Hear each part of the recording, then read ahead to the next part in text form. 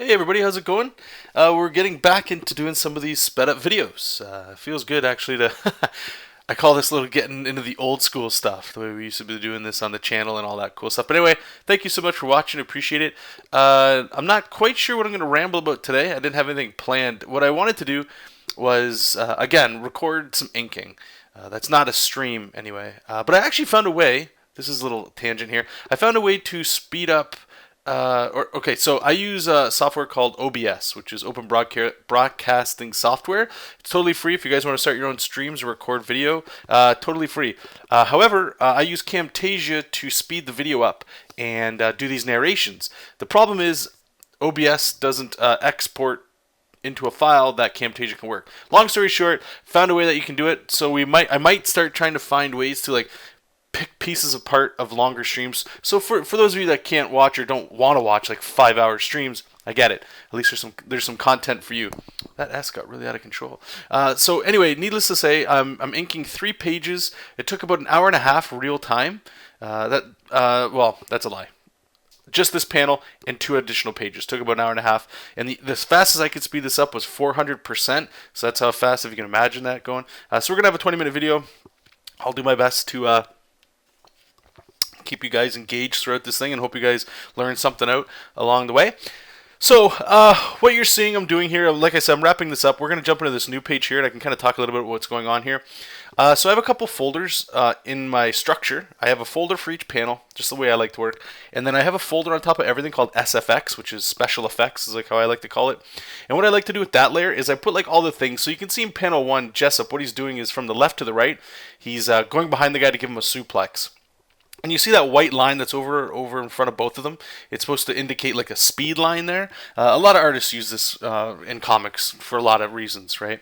But by having a special effects layer, I can have that over top of everything, and that way, when I get to coloring or anything like that, it won't be affected. It'll be totally free of any kind of obstruction, and it also gives me a little bit more freedom to get a little creative with the art. For me, I find. Same with speed lines. You can see the background right now. I'm working on panel 3, it looks like. And I'm expanding the... If you guys remember, I work with like the KO, the knockout layer, around all the inks during the line art stage.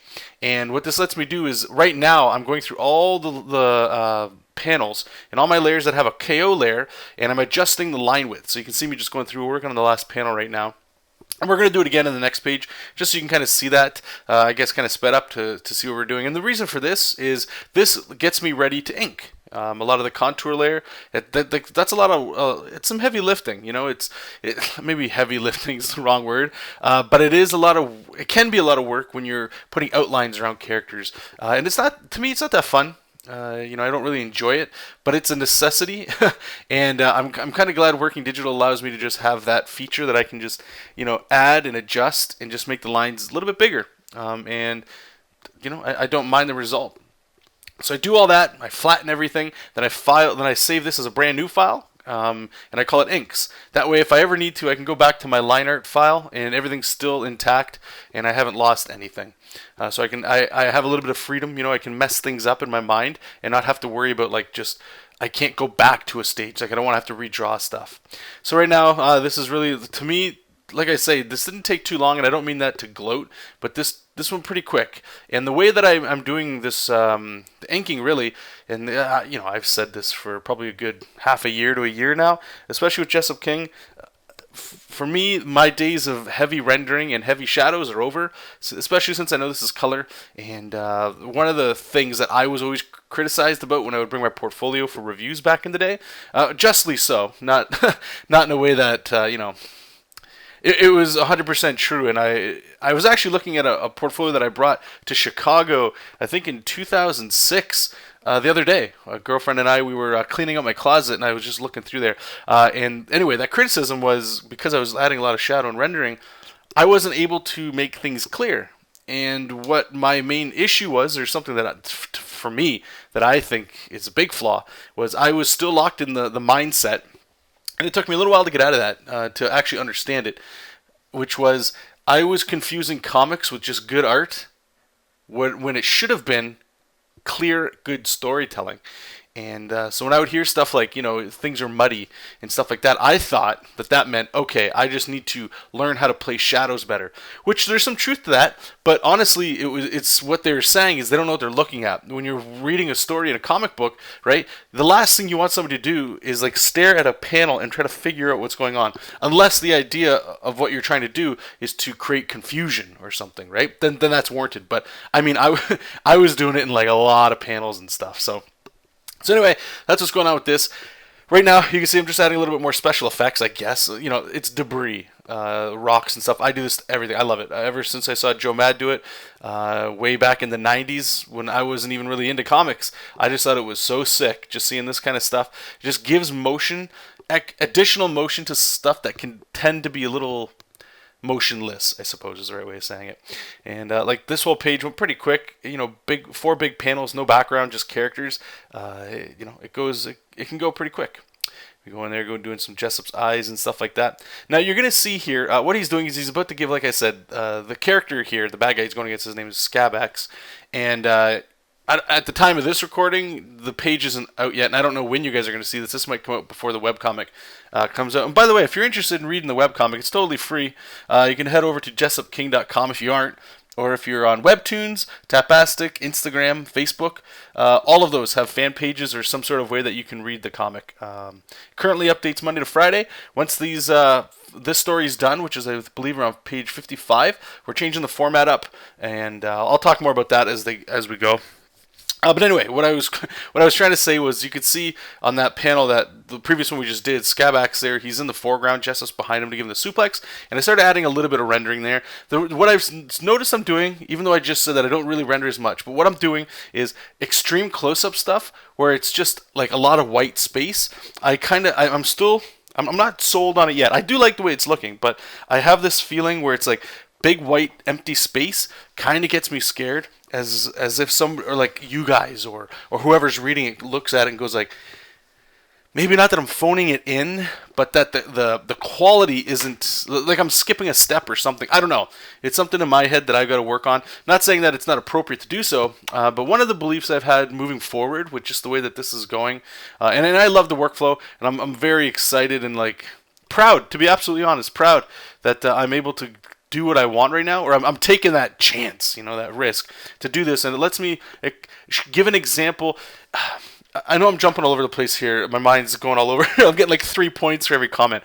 If you guys remember, if you've been following me for any period of time, I've tried to highlight the fact that while I was working for clients on any project, and this has been a problem, I'd say, for myself for at least 10 years, where the thing that got me into comics was like, honestly, Spawn was the first comic I followed when I was younger, and it was Greg Capullo, not McFarlane. I don't know what it was. There's something about it, like a style to it, but it was interesting. But the main comics that I really started getting into when I was growing up were, like, I've said it to death, and I've already said it in this video, was Joe Madureira. Especially, for me, it was Battle Chasers. That's when I was first aware of him.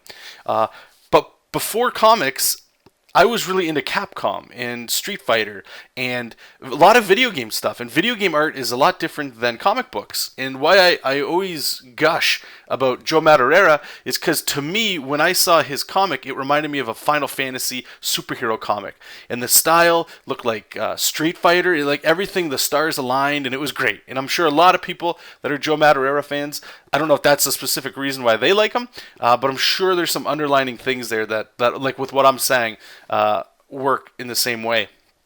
And what had happened is I tried to draw like that for a while, and then I met a Marvel artist that I talked to you guys about. I've told this story a bunch of times, and I still leave some details out. I think some privacy on some of this is cool. I'm not name dropping. I don't ever want to do that. It's not appropriate. Not that it's not appropriate, but it really doesn't matter in the context of the story or the point I'm trying to make. But anyway, I met him, and thankfully and gratefully, he opened an entire world of art that I never knew. And you got to remember, guys, this is like YouTube didn't exist and stuff, so instruction and stuff, it was just school, really, and whatever you wanted to do. So when he was showing me stuff, showing me anatomy, but like I never even knew about Loomis, never knew about Bridgman, never knew about, I think Bern Hogarth was the only one that I checked out before that. And it was a great learning experience. But from his teaching, what had happened is a lot of the, I'd say, what got me turned on and excited about drawing or getting excited about comics, I lost. And it was replaced with sort of like his ideologies and what he thought was great for comics and what he enjoyed, which makes sense. He's teaching, right? Not a lot of people, and he's not a teacher, but a lot of people can't just teach everybody and have individuals grow on their own based on their experiences and stylistic choices and preferences. It's so hard to do that. You're going to have everything come through a filter of what you enjoy. Just like with what I'm doing, and I'm telling a story, but when I explain to anybody that asks questions during streams and stuff, everything I say is going to go through my filter, right? But so my art changed dramatically. It got more serious, got more, I would say honestly, like it started to get so dry to the point that it really felt like work. To fast forward, to skip a whole bunch of crap, you guys don't need to know all of it, it doesn't matter, but to just get it back to the point I was trying to say, was because of that, I was getting some work, and I would get work, and I was learning that that was the way that I would get work to make comics, right? But the problem that I was always fighting, and all that stuff, is the fact that that style, that thing that got me excited and turned on to even draw, like, somewhat seriously, was gone, and I wanted that back so bad. And I'm glad I learned all that other stuff along the way, of course, but this, I needed something to just be able to give an example for my voice. And I'm not even, if anybody watches Twitch, there's a fantastic guy, I think he's super hilarious, named Dr. Disrespect, and he has a line where he's like, we're at the top of the mountain and we're halfway there. Think about it. I love the analogy, and that's how I kind of feel. Not, again, in a pompous way that I'm at the top of anything, but for me, this is that mountain, and I'm glad that again, I'm proud. I'm proud of what the project is, for better or for worse, but I'm proud that I've given myself an excuse and sort of like a goal to hit to make, an effing comic book here, but how I always wanted to make one. And the style, and you guys might not be able to see like the Joe Mad and the Capcom stuff and all the background stuff that I've always talked about of artists that I like and things that I always wanted to do more of. You might not see that here, and I get that. But for me, as I'm drawing it, I see pieces of it coming together, as well as where I can't, like, I'm so excited to see where this goes. Like the next project after this, or the next story after this. Like, me right now, add 10 years to it, what's my art look like then? I could look at this now, go back to my channel when it started around 7-8 years ago. You guys can go back and check that stuff, and you could see how I used to draw. Some of you like the way the old style that I used to draw in, more preferably than the style that I'm drawing in now, and that's cool, that's fine. But I can look at that and go, wow, I can see a night and day artist. Like, I put myself now next to myself 10 years ago, and I don't see the same artist. There might be bits and pieces, but I don't see the same thing. And what gets me really pumped is, what am I going to be like in 10 more years? Is this gone? Do I go back to that? Is this even more polished and refined? I don't know. And again, just to beat a dead horse here with this stuff, that what I'm excited about with this, again, apparently I'm just super excited about everything is the way it's sounding, but is this project, again, is letting me sort of just experiment and try to fill the gaps in what I consider my storytelling and my art style to be. And it's funny because this, I think one thing a lot of artists struggle with, or maybe are anxious or maybe hesitant and nervous to pull the trigger on reinventing yourself as an artist. And I do feel that this is what this project is in a lot of ways, because I've had people, recently, actually, like last month, there was a cat that emailed me saying, hey, are you open for comic book work? I saw your work on the Standard and I thought it was amazing. I want to know if you're still freelancing or if you're available. And it's interesting because I don't want people, if they're going to ask me to do work, right? I don't want to be the artist that was working on the Standard. I don't want to be the artist that was working on Cord and Harley and all these projects back in the day. Not that I'm ashamed of any of those projects at all. It's just I'm a different artist now. And one of the benefits, and I recommend you guys and girls do this too, if you're trying to reinvent yourself, you got to give yourself a project and start sharing it. Because what I'm hoping anyway, and I'll be, it's half the reason I document all this stuff, is the process of the webcomic and just developing as an artist and seeing what happens from that. But is seeing, again, in a year's time, once this comic has been out for a year, I don't know how many eyes have been on it. I have an idea, but, there's always those other people that are seeing stuff or sharing things that you don't know. And I want people to start coming to me more for this style stuff as opposed to my old stuff. So again, it's weird reinventing yourself. I find as an artist, it's got a lot of things because right, the other side of it is being able to draw what you want, how you want. I think a lot of us, let's say you want to work at a Marvel DC, understandably, there's a house style that Marvel has, and if you don't know what a house style is, or DC, it's like, I don't really know if it's so much appropriate now, but it used to be back in the day where you could probably look at like Silver Age or whatever the hell the age was back then, where a lot of the artists, save for Kirby, a lot of the artists, they were kind of like, very close and similar, a lot of things. And a lot of them was like that Buscema nose. If everybody's ever read the How to Draw Comics the Marvel Way, I believe it's called, like you look at the women there, even the men, a lot of it's similar. A lot of it's super similar, right? And that would be a house style. And it's not really the case anymore, but a lot of it comes in the same way. I think most of us, if that's where you want to work at a comic place, insert company X here, that's great. And the thing that I wonder, because I did this, and I wonder how many of you are doing this, where you sort of stop being you and you start drawing how you think you need to draw to get a job. And I'm not about to tell anybody what's right or wrong. I'm still on my journey too. But what I can say is I am here. We'll use excited again. We'll use that magic word. I'm excited that I've grown the balls, grown whatever, male, female, whatever you got, grow something. Basically, get real with myself and go, you know what? If I don't try to do something for like in an enjoyable style that I like to draw in now, when will I ever get that choice? If I want to get a job and people don't like the style necessarily, well then I have to prove to people that I can still create work at a volume that warrants employment. Meaning, if let's say Marvel DC, theoretically they could look at my stuff and go, oh wow, you've been drawing comics for 2 years, and that's the style.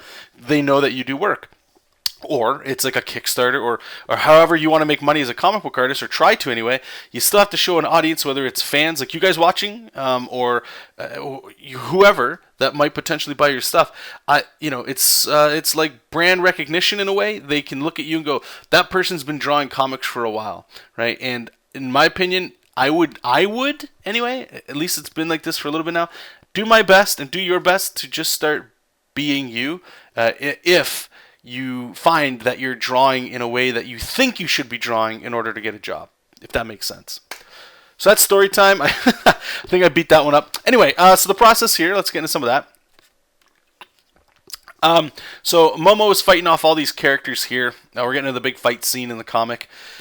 And the special effects layer, like I told you guys about, I turned it red just so I can, it's easy to see that, especially when you're inking, because a lot of things, like sometimes you don't know, like, even though I just said sometimes I put like debris on a special effects layer, sometimes I just ink debris as well, and it's not there. So I turn it red just so it's a quick way to see something. This guy was actually really fun to draw. Again, I'm pretty sure, yeah, the story's already been out. So this guy's name, Scrim, his tongue was cut out by his fellow Doblins, who he's punching in the face here, another one of his brothers or whatever the hell they are. Punching him in the face, but he had his tongue cut out because of a Tupo named Boca. Did I mind screw you guys yet, for those of you that haven't read the comic? So these characters here, the race is called Doblins, right? It's just my play on a goblin. You'll see the character on the left we're going to ink in a second. She's giving one of the Doblins a Shoryuken, because I had to get the Street Fighter in there somewhere. Anyway, so this is her planet, and it's been enslaved by the Doblins. And the Doblins are usually slave masters, and they're the galaxy in my little comic book. They're like the little like peons that are like the little instigators, the Jawas, the space pirates, all those kinds of things. My little like foot soldiers, my putties, whatever thing you watch. So there's Boca there. She's giving a Shoryuken to this guy right in the jaw. But anyway, so Scrim, the guy that was punching the guy, like I said, a lot of them are slave masters, or they're just out there watching stuff go down.